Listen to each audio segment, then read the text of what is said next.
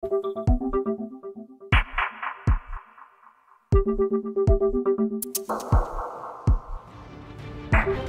ng ilang legal expert ang desisyon ng Korte Suprema na unconstitutional ang impeachment complaint laban kay Vice President Sara Duterte.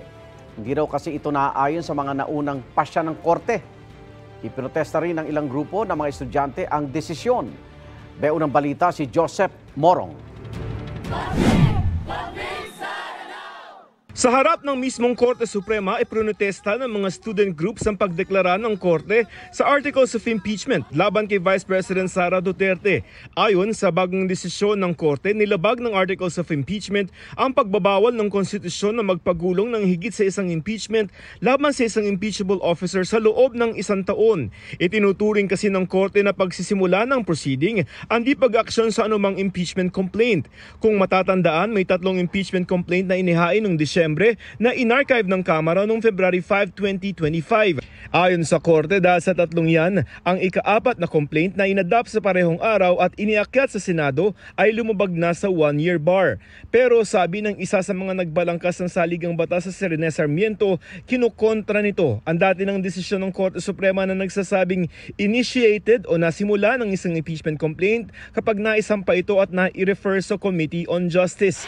Pinuna rin ni dating Supreme Court Associate Justice Antonio Carpio na iba yan sa nire-require noon. The people did not know that there was this requirement because there was no requirement like this.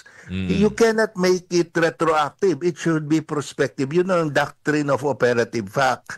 If there is a new requirement, you cannot say, oy, bakit hindi mo sinunod ito? Paano mo isunod na wala nga yun? It did not exist at the time. Pinuna rin nila ang bahagi ng desisyon na nagsabing hindi nabigyan ng due process si Duterte sabay latag ng requirement para masabing nasunod yan.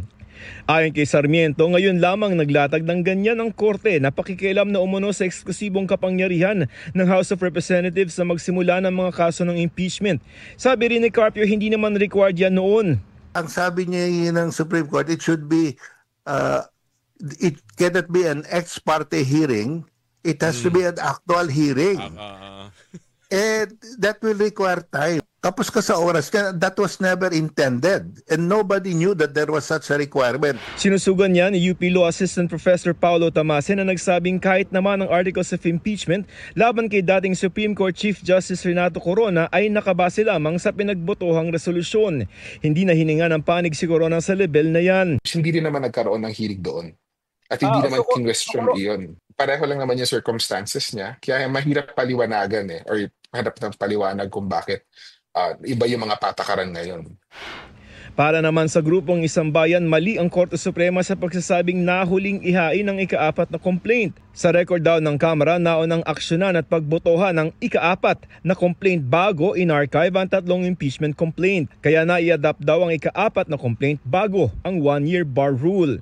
Naintindihan ko kung saan nagagaling yung Isang Bayan. If anything, dapat ang natamaan ng 1-year bar rule ay yung 3 na hinain na una supposedly at hindi yung final ng House of Representatives. Sinabi na ng Kamara na aapela sila sa Korte Suprema dahil sa mga umano'y pagkakamaling ito.